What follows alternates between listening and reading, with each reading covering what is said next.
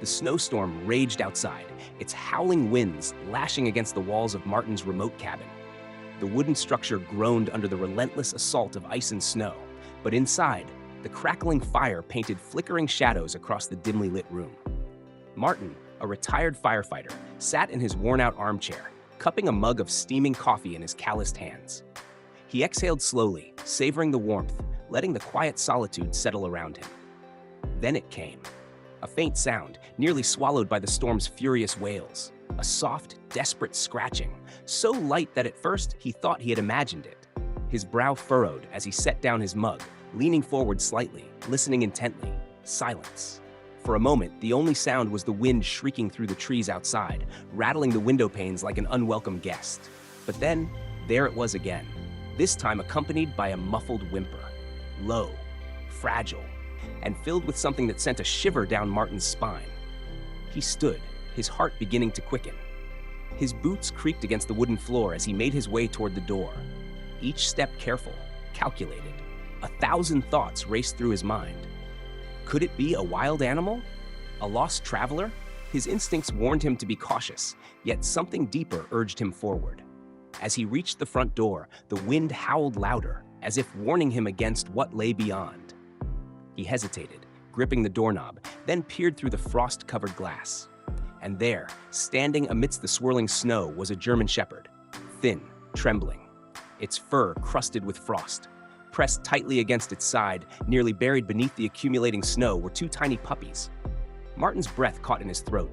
The dog's eyes met his, wide, pleading, filled with desperation. His hand hovered over the lock. Letting them in could mean trouble. But as the storm raged on, drowning the world in icy oblivion, Martin knew one thing for certain. They wouldn't survive the night out there. Martin's fingers hovered over the lock, his pulse pounding in his ears. The storm roared outside, the wind howling like a living beast, but all he could focus on was the sight before him. The German shepherd stood rigid, her body trembling, yet she did not move. Snow clung to her matted fur, her ribs pressing starkly against her skin. But it was her eyes, those deep, desperate eyes, that held him frozen in place. Then, a small, shivering movement caught his attention. Beneath the dog's protective stance, two tiny puppies nestled against her, barely visible in the swirling frost. Their fragile bodies trembled, their paws struggling against the suffocating cold. One of them whimpered, its tiny frame sinking further into the snow. Martin felt his breath hitch. For a long moment, neither he nor the dog moved. The only thing separating them was the cold, unyielding door and the unspoken question hanging between them. Could he trust her? Could she trust him? A gust of wind slammed against the cabin, rattling the windows. The mother dog flinched, but did not back away. Instead, she lowered her head, nuzzling one of the puppies, urging it closer, as if shielding it from an invisible threat. Martin's chest tightened. He had seen fear before, seen it in the eyes of those trapped in burning buildings, in the faces of those who had lost everything. But this was different. This was a mother's fear.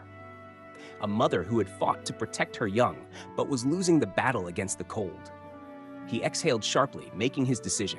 Slowly, he unlocked the door. The wind rushed in like a predator, slicing through his skin. The dog hesitated, eyes darting between him and the warmth inside.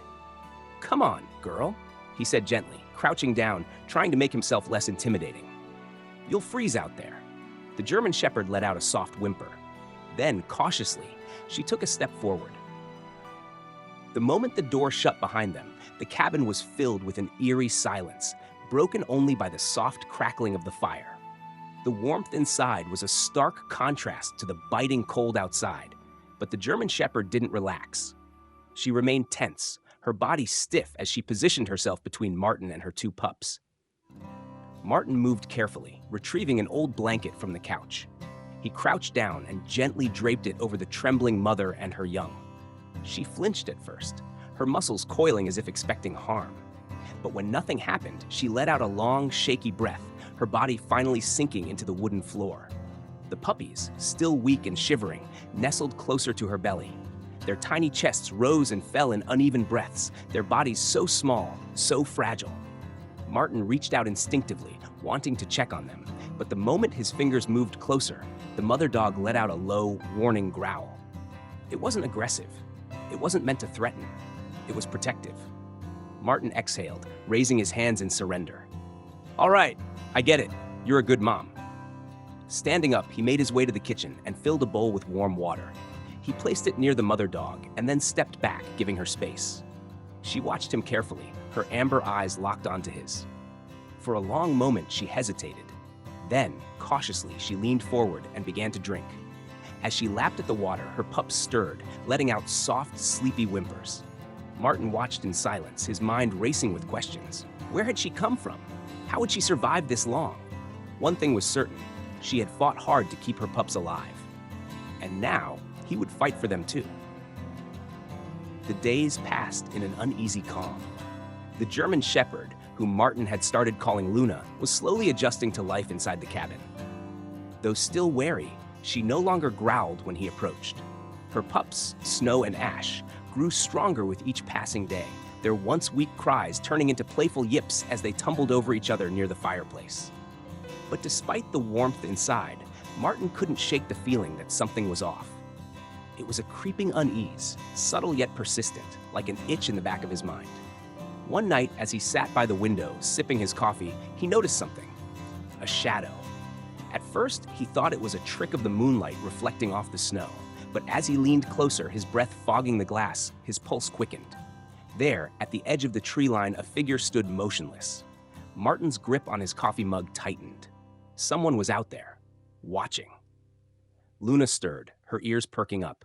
A deep, guttural growl rumbled in her chest. She had seen it too. Martin's mind raced. No one should be out here, especially not in the dead of winter. His cabin was miles away from the nearest town.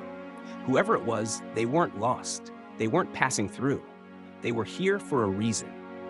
Slowly, Martin reached for the rifle he kept by the door. He didn't move, didn't breathe. The figure remained still for what felt like an eternity. Then, just as suddenly as it had appeared, it melted back into the darkness of the trees. Luna remained tense, her eyes fixed on the spot. Martin exhaled, but the unease didn't fade. Someone had been there, and he had a terrible feeling they would be back. The knock came early in the morning, sharp and deliberate. Martin had been up for hours, his senses on edge since spotting the shadow in the woods. He set his coffee down slowly, his jaw tightening as he made his way to the door. Luna, lying near the fireplace, instantly snapped to attention. Her ears perked, her body tensing as a low, warning growl rumbled deep in her chest. Martin glanced out the small window beside the door. A man stood there, bundled in a thick coat, his hood pulled low over his face. His posture was stiff, his hands clenched at his sides. Something about him set Martin's nerves on fire. He opened the door just a crack. "Can I help you?" The man lifted his head slightly, revealing cold, calculating eyes. "That dog in there, she's mine." Martin's grip on the door tightened. "Is that so? She ran off? Been looking for her."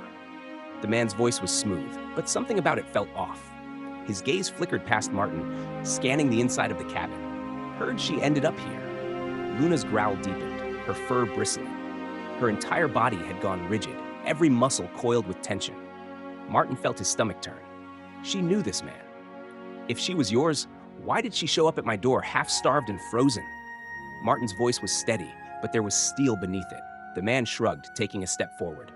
"It happens. Dogs get out." Martin stepped in front of the doorway, blocking his view inside. "She's not going anywhere." The man's expression darkened. His hand twitched at his side. Then Luna moved. She lunged forward just enough to make her presence known, her teeth bared in a silent threat. For the first time, Martin saw something flicker in the man's eyes. Not anger, fear. He stepped back, raising his hand slightly. "You're making a mistake, old man." Martin didn't blink. "The only mistake was you thinking you could take her back." The man hesitated, then turned sharply, disappearing into the trees. Martin didn't relax. He watched until the forest swallowed him, then slowly shut the door. Luna remained by his side, still trembling, still growling softly. Martin knelt, placing a firm but gentle hand on her head.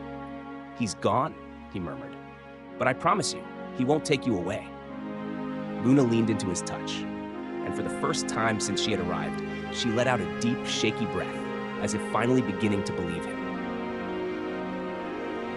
The door clicked shut, sealing out the biting cold and the lingering presence of the man who had come to claim Luna.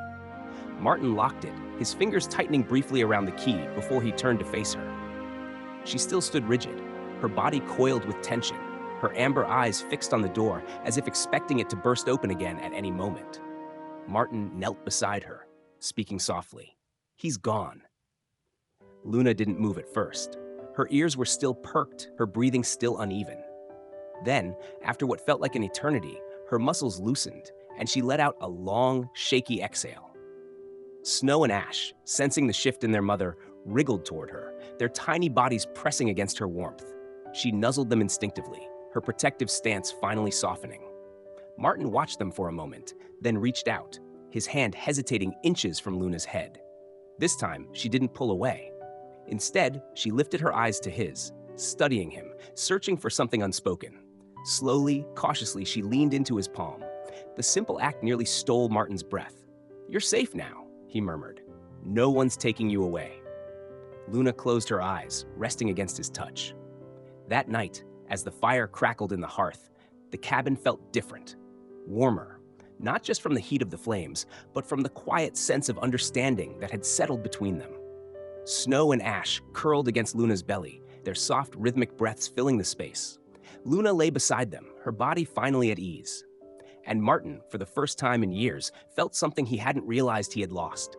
A sense of family, a reason to fight, a home that wasn't empty anymore. Luna's journey from a frozen doorstep to a warm home was nothing short of remarkable. She had fought through the bitter cold, shielding her pups with every ounce of strength she had left. And in return, she found not just shelter, but a family. Her resilience, her unwavering devotion to her young, and her slow but steady trust in Martin proved that even the most wounded hearts could heal with time and kindness. Stories like Luna's remind us of the incredible courage that animals possess and the profound impact that love and compassion can have on their lives.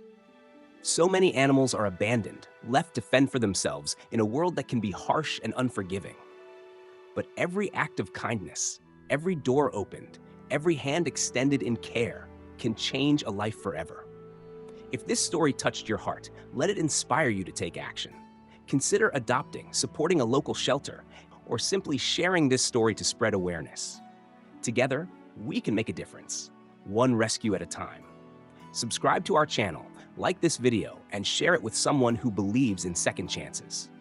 Because sometimes, all it takes to change a life is a little warmth in the middle of the storm.